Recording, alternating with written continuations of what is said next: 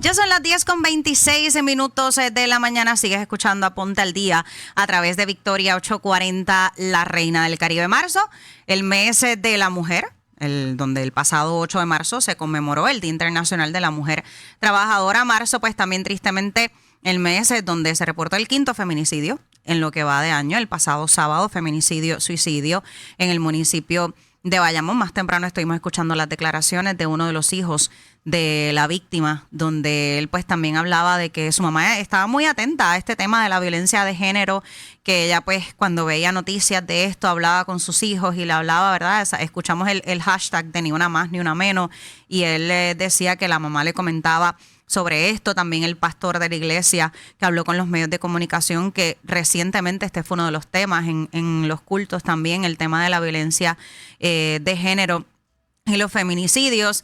De hecho, el viernes pasado también se activó la alerta rosa por una joven que se había indicado que había sido secuestrada. Su pareja fue arrestada y está en prisión en este momento, luego de que le radicaran cargos y no pudiera prestar la fianza. Esto se dio en el municipio de Yabucoa. Así que en definitiva, yo creo que el tema de la violencia de género, pues tristemente es una crisis que llevamos arrastrando ya desde hace varios años, donde pues quizás no vemos el resultado a pesar de que seguimos con el tema de la orientación y demás, pero quizás no vemos cómo eso se vea reflejado en prevención, sino siempre en la reacción de la ciudadanía, de las agencias de gobierno y demás. Pero ¿qué estamos entonces haciendo como sociedad para frenar lo que es esta ola de violencia contra la mujer? Así que para seguir orientando sobre el tema, hoy nos acompaña en los estudios de Victoria 840 la profesora Julia Licea, trabajadora social del Departamento de Servicios de Consejería, Psicología y Trabajo Social del Recinto Macao de la Universidad de Puerto Rico, a quien le doy los buenos días, profesora. Buen día a todos. Gracias por acompañarnos en la mañana de hoy. Déjame subirle por aquí el micrófono para que la puedan escuchar mejor. Y claro, un tema que pues lamentablemente, profesora, hay que seguir machacando porque parece que no llega. Sí, lamentablemente, históricamente esto ha sido un tema que por más que lo estemos trabajando y educando, pues sigue impregnado, ¿verdad? En cómo hemos sido criados, ¿verdad? Desde nuestra infancia, desde ese patriarcado y poder deconstruir esas narrativas está siendo un reto, ¿verdad? En la sociedad. Sí, vamos a usar este micrófono por acá, okay. Disculpe, que aquí hacemos de tripas corazones, por alguna razón ese micrófono no se escuchaba bien. Pero sí, profesora, como conversábamos, el tema de la violencia de género, pues vimos que en los últimos años incluso el gobierno pues implementó en un momento dado una emergencia en el país, pero quizás no necesariamente se vieron los resultados de esa declaración de emergencia por violencia de género. Es correcto, esa declaración de emergencia se da a través de los movimientos, ¿verdad?, de feministas que tenemos en el país. Se declara lo que es el estado de emergencia, sin embargo, no se asigna fondos para la implementación de lo que es ese estado de emergencia. Entonces, recargaba en las agencias que con el personal que tienen y con los fondos que tienen pudieran destinar, ¿verdad?, lo que era la implementación y pues no ha sido tan viable o no ha sido tan efectivo y no ha tenido tampoco un seguimiento. El gobierno pues simplemente firmó el estado de emergencia, pero no hubo un proceso de implementación adecuado. Profesora, ¿y en qué estamos fallando quizás como ciudadanía, como población? Pues mira, la realidad es que el tema de perspectiva de género es un tema que cada vez que se menciona resulta controversial porque las personas lo ven como si fuera exclusivamente temas de lo que es la comunidad LGBT y no es así. Cuando hablamos de perspectiva de género hablamos de la amplitud de lo que eso implica y vamos a hablar, trabajamos lo que es prevención, se trabaja lo que es violencia doméstica y se trabaja con deconstruir esos roles de género, que la mujer tiene que estar en la cocina, que el hombre es el que bota la basura, ¿verdad? Eso es lo que incluye. Y mientras en el país no haya una educación o unos programas efectivos a atender ese asunto, pues normalizamos lo que se viene haciendo por años. Se sigue normalizando la violencia de género y no hay un cambio trascendental. ¿Se podría quizás identificar algunas de las principales causas en lo que perpetúa entonces la violencia machista en la sociedad? Bueno, la realidad es que la violencia es un problema multifacético, ¿verdad? va a tener muchas vertientes, pero te podría decir es que el mundo está construido desde la visión del hombre. Es lo que llaman la hegemonía masculina, ¿verdad? Todo está construido desde la visión del hombre, y poder educar y poder cambiar esas estructuras de poder que ya están arraigadas, pues es un reto. Así que es más bien muy estructural el problema.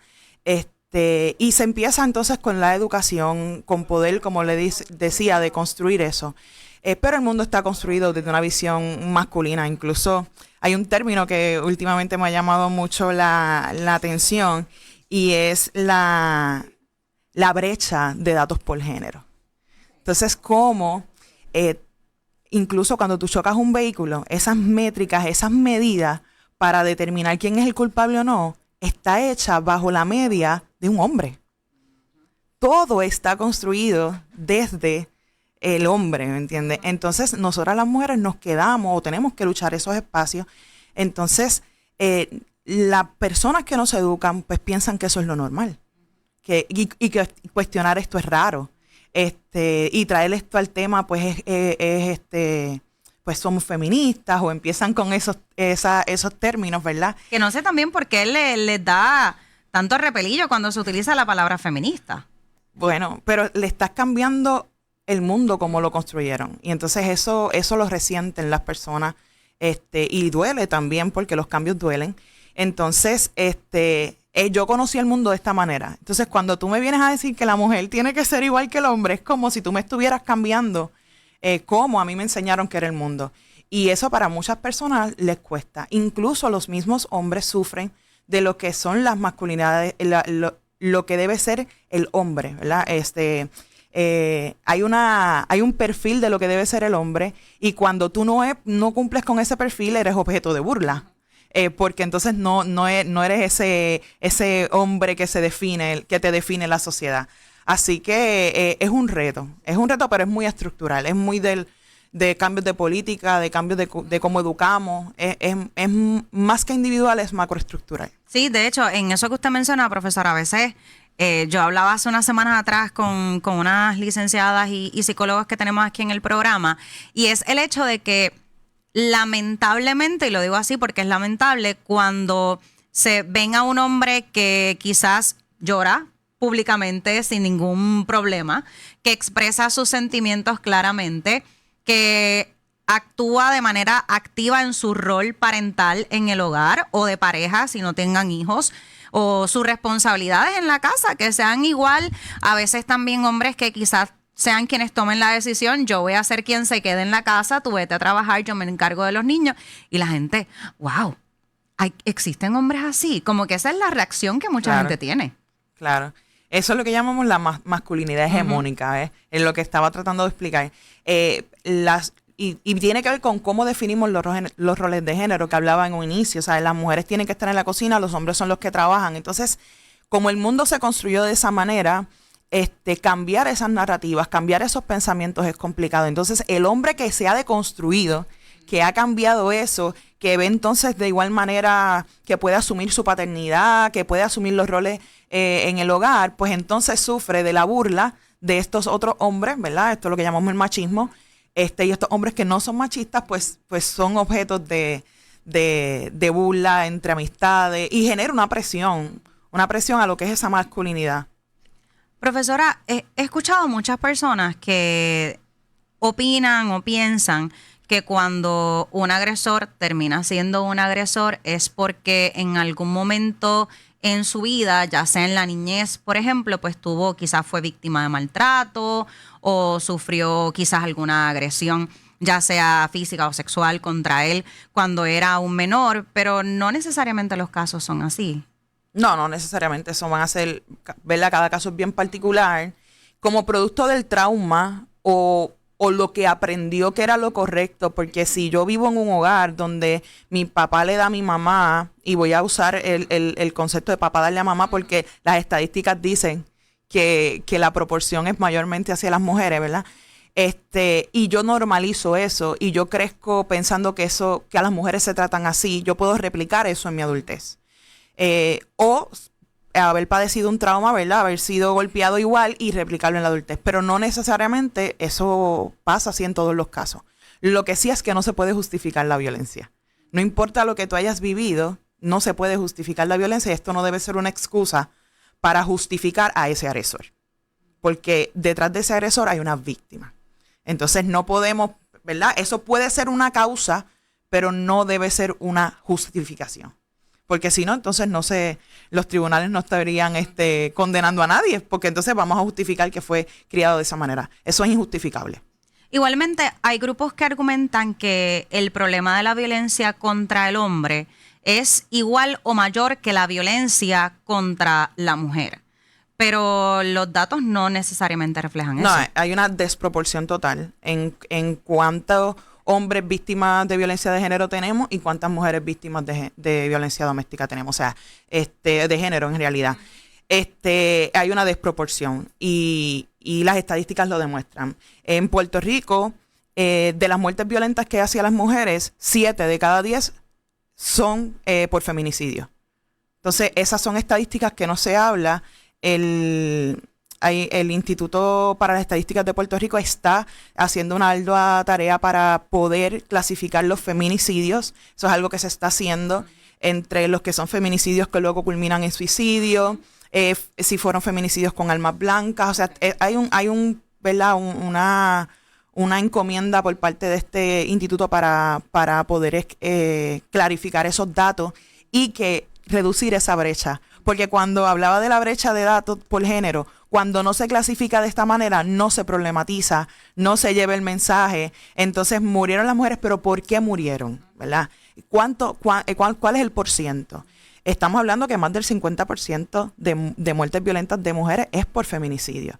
Entonces, para nosotros encontrar una estadística igual de una mujer que asesina a un hombre es muy raro, puede pasar, ha ocurrido, pero pasan muchos años para que se presente un solo caso. Y los feminicidios en Puerto Rico... Ya llevamos 5 este año y no llevamos ni 4 meses. Exactamente. Eso impactan esas estadísticas. Sí, y la realidad es que la mayoría de las muertes o los asesinatos de hombres, varones, ocurren por violencia en la calle en general, o sea, ya sea por las drogas, el narcotráfico, o sea, alguna situación que no es el que lo asesine, ¿verdad? Su pareja, como ya han sufrido 5 mujeres este año. Exactamente. Entonces, cuando quieren equiparar el dolor o la violencia del hombre igual que la mujer, es totalmente injusto, porque las estadísticas no muestran eso. O sea, las mujeres verdaderamente viven en un mundo violento que tienen que luchar cada día por ganar un espacio. Todavía existe una desigualdad salarial. En mujeres en posiciones ejecutivas no las hay, ¿verdad? Porque privilegian al hombre. Y muchas otras causas que hay. Por eso celebramos el 8 de marzo, o conmemoramos, perdón, el 8 de marzo, porque son las luchas que las mujeres han tenido que dar. El hombre, desde que se estableció la democracia, vota, la mujer tuvo que luchar el derecho al voto. El hombre trabaja, la mujer tuvo que luchar su espacio para trabajar. Tan absurdo para mí como que las mujeres no podrían correr maratones. O ponerse un pantalón. O sea, son luchas. Por eso existe el Día Internacional de la Mujer Trabajadora. Y escucho cuando muchos hombres dicen, ¿por qué no hay el Día del Hombre? Porque no ha sido necesario. Porque ellos no han tenido ni han sufrido lo que ha tenido que sufrir la mujer, porque viven desde el privilegio de nacer y ser hombres. Y que el mundo esté construido para los hombres, no para las mujeres. Sí, hablaba ahorita lo del tema de la cultura machista en la que pues la mayoría de los países y sociedades están construidas. Y el impacto que tiene igualmente la cultura machista cuando hablamos del tema de la revictimización.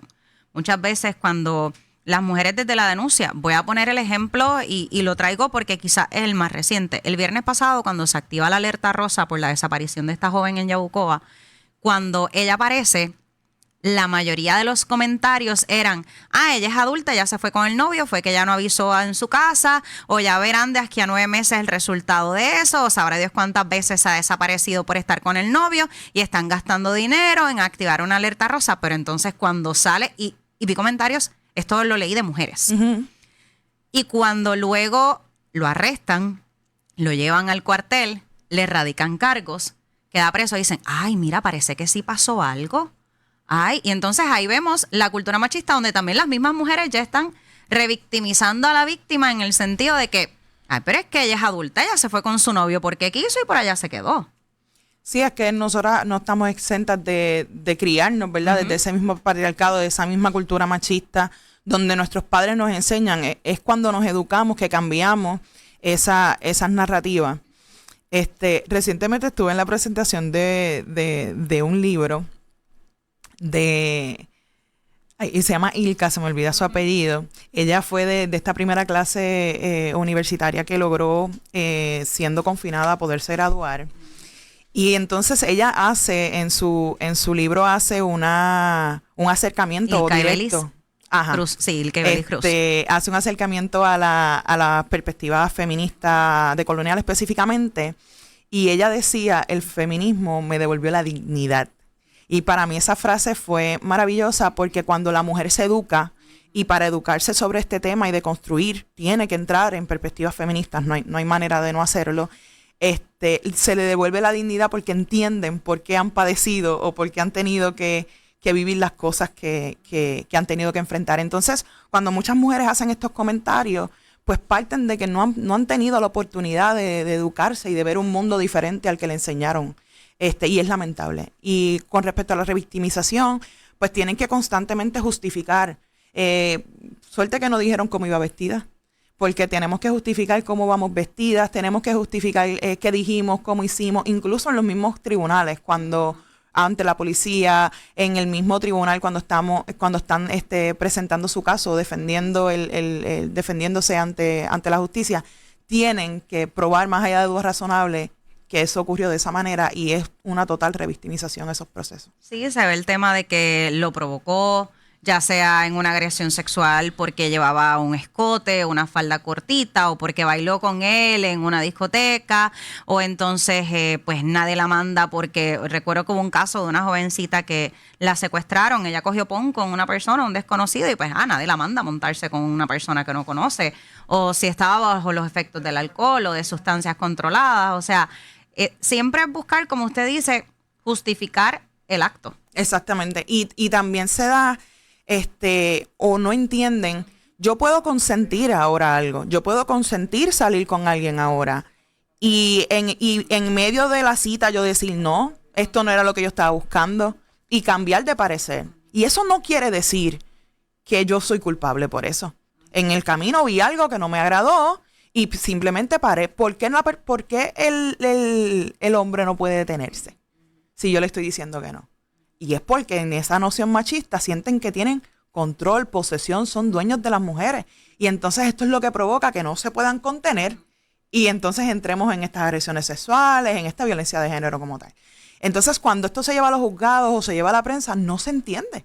Mira, yo puedo decir ahora que sí y ahora dije que no. ¿Cuál es el problema? Dije que no, ya llega a ser al revés. Pues es un no. Entonces si la mujer eres una tóxica.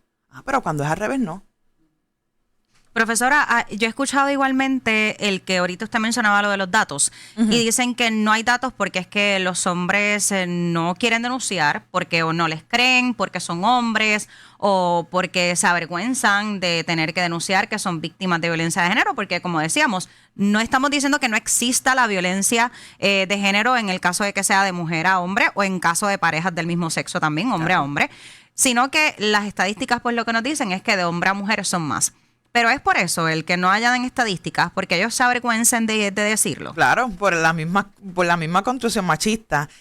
Y como decía, lanza masculinidad hegemónica. Yo soy hombre y yo tengo que aguantar o se van a burlar de mí. Y por eso no se atreven entonces a comunicarlo. Pero la ley está ahí. Ellos tienen el derecho. Si no lo hacen, están partiendo de una, ¿verdad? De una internalización de lo que es su masculinidad, ¿verdad? Ese es algo ya más interno, pero sí la ley está construida para protegerlos. O sea, que no es que no haya haya un vacío legal. No, hay una ley también que los cubre igual a ellos.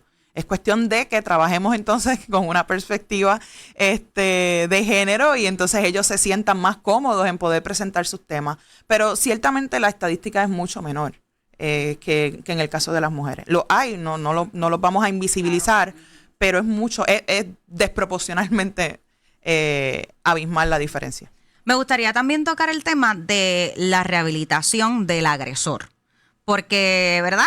Hay personas que piensan que el agresor cometió el acto, pues la golpeó, o violencia financiera, o violencia psicológica, cualquier tipo de violencia de género que se haya manifestado en ese caso, y que el agresor va directamente a la cárcel. Pero no necesariamente, o sea, hay unos programas de desvío también para los agresores.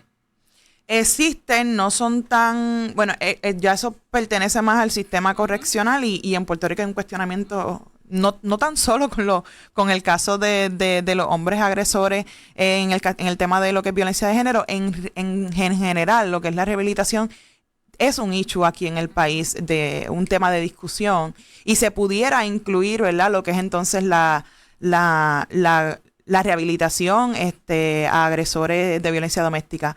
Pero yo creo que primero tienen que ir atendiendo que funcione lo que es la rehabilitación en general. Correccional como tal, ajá. Correccional como tal, y entonces luego cambiar a otros espacios, pero sí creo que es necesaria también. Todos los frentes son necesarios para poder erradicar esto. ¿Qué más se puede hacer? Quizás desde la comunidad, desde las escuelas, nosotros lo que estamos haciendo aquí también como medio de comunicación. O sea, ¿qué más podemos hacer para combatir? Y volvemos, porque es que yo lo que quiero, y por eso es que traemos esta conversación, profesora, es prevenir, porque tristemente vemos que siempre es una reacción al hecho, una reacción a que la asesinan. Ya llevamos 5, pero ¿cómo prevenimos esos casos? Porque a ella la asesinaron. ¿Cuántos otros casos a lo mejor pasaron estas últimas semanas que no terminaron en una muerte y quizás por eso no lo sabemos? Uh-huh. ¿Qué más falta? Pues es continuar educando, es que las leyes se sigan enmendando cuando se encuentre un vacío normativo, cuando se vea que haya que ajustar algo que no esté funcionando. Es esa constante evaluación de esa política pública, como país, un proyecto para erradicarlo, según hemos hecho con otros, ¿verdad? Siempre va a haber que trabajar, ¿verdad? Pero según se ha hecho con otros movimientos como el suicidio y demás, pues igual atender el tema de la violencia de género con ese mismo ímpetu y continuar trabajando para educar. La educación es la clave. Mientras más se eduque, mientras más las personas puedan deconstruir y cambiar esas narrativas, menos violencia de género vamos a tener. ¿Qué quizás ejemplos les podríamos dar a la ciudadanía que nos está escuchando y nos está viendo de esas narrativas como tal? O sea, ya ahorita mencionábamos pues lo de que pues mamá, por poner un caso familiar, pues mamá se queda en la casa con los nenes, el que trabaja es papá.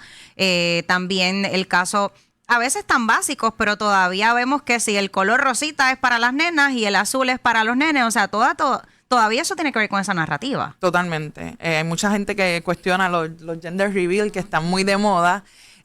Por eso mismo, porque ya incluso sin que la criatura haya nacido, ya le estamos dando una categoría, le estamos estableciendo un género.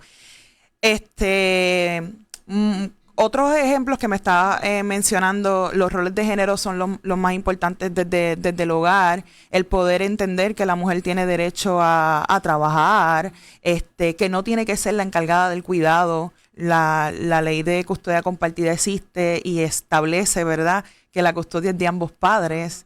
Y eso es un cambio que hemos tenido en la política pública. Hay un énfasis en que sea compartida la custodia como primera opción.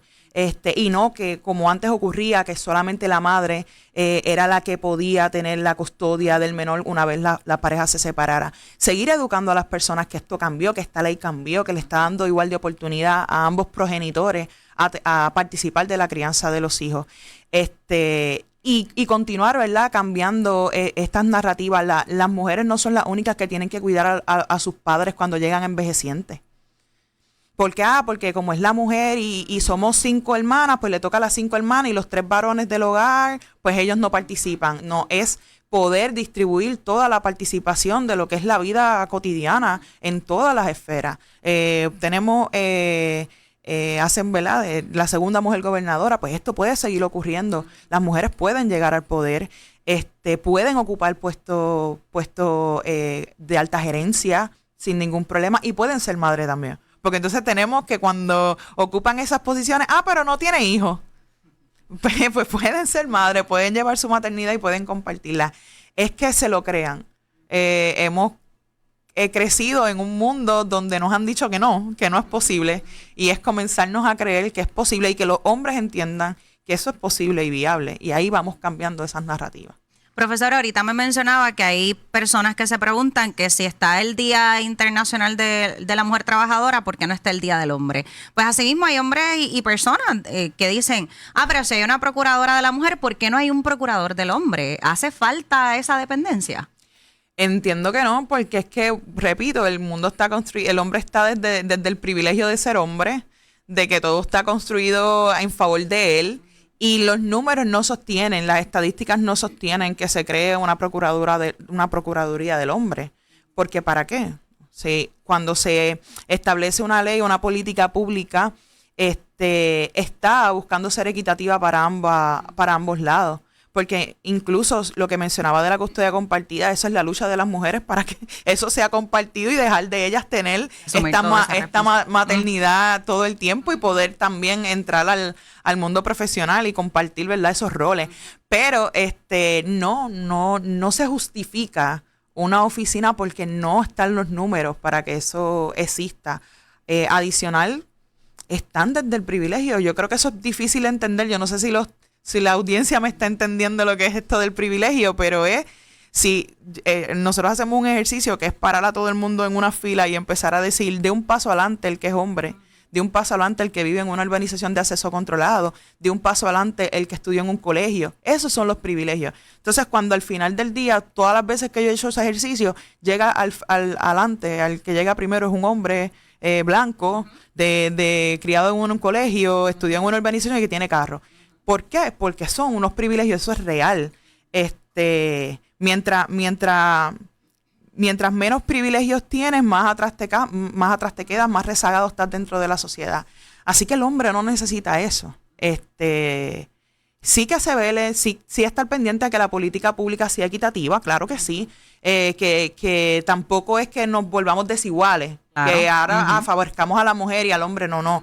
Es que sea equitativo lo que se busca. Pero no se justifica una oficina para ello. Sí, ¿no? Y si traigo ejemplos que quizás para las personas suenen tontos, pero el privilegio, vamos, usted busque una rasuradora de hombre y sale más barata que una rasuradora que está comercializada para la mujer. Y es lo mismo. Hace el mismo trabajo, la misma función, tiene la misma cantidad de navajas, puede que sea de la misma marca, pero no, el empaque tiene florecitas y es rosa y demás, y a lo mejor ese empaque, esa rasuradora te sale en 12 y pico y el del hombre en $7, por poner un ejemplo tan básico como ese. Y le voy a dar otro ejemplo. Nosotras las mujeres, por utilizar los productos de higiene menstrual, pagamos un impuesto. Le llaman el tampon tax. Sí. Así que nosotras mensualmente, que eso es biológicamente lo tenemos, ¿verdad? Tenemos lo que es la menstruación, tenemos que pagar un impuesto. Y para productos de hombre, que son para higiene también, no se pagan esos impuestos. Hay un estudio que calcula como al año $144 que la mujer invierte en esa higiene menstrual, y que calculado hacia los 40 y pico de años, que es más o menos la media, porque hay muchas mujeres que menstruan más, están invirtiendo en esos tax y en esos productos un dineral. Sumado a la brecha salarial que existe, estamos en desventaja. Así que tú das el ejemplo de la navaja, yo doy el ejemplo de los productos porque es real. Entonces, esto no se habla. Nosotros tenemos un taller en el programa educativo de género que se llama la gestión menstrual, un tema público y económico. Y abordamos este tema y muchas de las personas que impactamos no conocían este dato. Así que es impresionante. Si no lo hablamos, si no tomamos estos espacios como nos está dando ustedes aquí en Victoria 840, la gente no se entera de que esto sucede. Sí, y pongo, ¿verdad? Otro ejemplo sencillo. En el caso de decir una mujer periodista de si utiliza una camisa apretada o un traje más corto, o a veces les exigen que tienen que utilizar cierto tipo de vestimenta porque hay que atraer esa audiencia de que se le vean las piernas y el trajecito pegado, quizás no corto porque es periodista, así que más recatado. O sea, a lo mejor una periodista utiliza una falda un poco más corta, también le cuestionan hasta mujeres en las redes sociales, como que, qué poco profesional eres. Mira la ropa que tenías puesta y esto se ve todavía en el 2025. Claro, a eso que Linda está explicando se le llama sexismo. Es cuando buscamos o sexualizamos a través de la vestimenta o queremos vender un producto. Antes, para los años 90, esto ha ido cambiando, pero para los años 90 toda la promoción de las cervecerías de Puerto Rico era con un cuerpo femenino. Eso ha ido cambiando con el tiempo, pero así fue la promoción en algún momento. Suerte que eso ya hay un cambio por lo menos en el país, pero también la música, los videos musicales, todo giraba en torno a lo que son los cuerpos. Y eso perpetúa la violencia. Así que ese cambio, por lo menos que han dado los medios, ayuda un poco a disipar, pero el sexismo existe. En los uniformes, cuando practican algún deporte también se da bastante marcado. Fútbol americano, el uniforme del fútbol americano de los hombres versus el de las mujeres es bien marcada la diferencia. Demasiado, total. Yo creo que es el más extremo que se ve. La diferencia es muy, muy extrema. Así que ese sexismo es muy, muy latente, casi siempre para los medios, porque lo ven como una venta, un producto. Mercadeo. Están buscando mercadear. Por último, profesora, ¿qué consejo le daría a una mujer que nos esté escuchando y que se sienta en una relación peligrosa, pero que todavía no ha dado el paso de denunciar? Pues mira, existen las ayudas en Puerto Rico. Por lo menos aquí en la zona del país ya tenemos una sala especializada en víctimas de violencia doméstica, que si usted tiene que denunciarlo, ¿verdad?, en el tribunal lo puede hacer. Muchas se asustan pensando que tienen que poner una querella en la policía, aunque pueda haber los méritos para hacerla. También pueden hacer una orden de protección a nivel administrativo, ¿verdad?, sin necesidad de ir a la policía. Okay. Y eso puede quizás ayudarlas, porque muchas de ellas dicen, es que no le quiero hacer daño. Y pueden poner, ¿verdad?, su orden de protección. Obviamente, si en el tribunal se encuentran los elementos de delito, le van a solicitar que haga, ¿verdad?, su querella. Pero existen los remedios. La Procuradora de la Mujer tiene una línea 24 horas. Existen programas, existe Casa Bondad aquí en el pueblo de Humacao, el programa educativo de género en la universidad. Existen espacios donde ellas pueden hablar y ser entendidas, y que lo denuncian, que no se queden calladas. Sé que hay un miedo a enfrentar este proceso. Es muy normal, es parte de ese vínculo traumático que se genera. Ese vínculo traumático, ese ciclo del maltrato provoca que ellas no quieran salir. También quiero hablarle a los familiares que a veces dicen, pero ella vuelve y cae, Ese caer es parte de ese vínculo traumático, de ese círculo en el que se les hace difícil salir, y si no hay una mano amiga, una ayuda, es bien difícil que se puedan dar cuenta. Que de hecho se dice que eso le provoca un cambio en el cerebro. Sí, a las personas. Hay una liberación hormonal, ¿verdad? Se liberan hormonas como cortisol, y la hormona del cortisol, que está bastante asociada con lo que es el estrés. El estrés, la ansiedad, la depresión. Entonces, cuando tú estás en el incidente, tú liberas todas esas hormonas. Cuando se calma la cosa, dejas de liberar las hormonas, pero eso con una frecuencia constante provoca, ¿verdad?, lo que llamamos ese vínculo traumático. Así que es una enfermedad. Cuando estamos ahí, prácticamente estamos enfermos de una relación tóxica. Y nada, buscar ayuda, educarse, tener unas buenas fuentes de apoyo que las puedan respaldar en el proceso, pero sobre todo que no se queden calladas, porque esa situación no va a cambiar. Nadie cambia a nadie. Y entonces muchas se quedan pensando, yo lo voy a cambiar porque él me ama, pero nadie cambia a nadie. Así que deben buscar ayudas para ellas y salvarse ellas. Así es, profesora, gracias por este conversatorio que tuvimos aquí en la mañana de hoy y espero que sigamos colaborando porque, como yo decía hace unos días atrás, para mí el espacio que tengo aquí, la dicha de tener este espacio en Victoria 840, pues yo quiero que tanto la emisora como Ponte al Día pues seamos un medio aliado y continuemos educando en las veces que sea necesario, así digan, pero Linda va a seguir con la machaca del tema así, porque tristemente seguimos viendo casos. Y lo que queremos es que no tengamos ni uno solo, que no tengamos ninguno que reportar, y de eso se trata. Así que espero que podamos seguir colaborando en el futuro. Muchas gracias por el espacio. Esto es un cambio también. Estos minutos que hemos estado hablando pueden cambiarle la vida a una mujer, así que gracias por la oportunidad y sí, siempre dispuesta a colaborar. Gracias. Vale. Muchas gracias. Ahí escucharon ustedes a la profesora Julia Alicea del recinto Humacao de la Universidad de Puerto Rico, trabajadora social. Hacemos una pausa. Regreso por ahí, mire, con la acción positiva aquí en Ponte al Día.